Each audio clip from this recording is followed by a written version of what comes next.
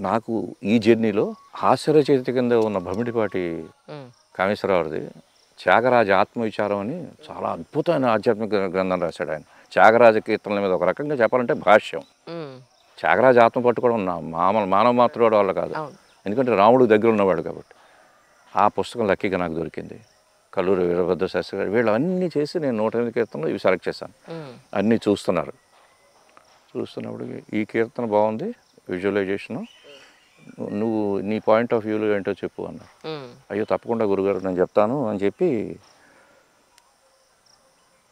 ఆ రామాభిరామ కీర్తన ఎంత Indian art అంటే హ్మ్.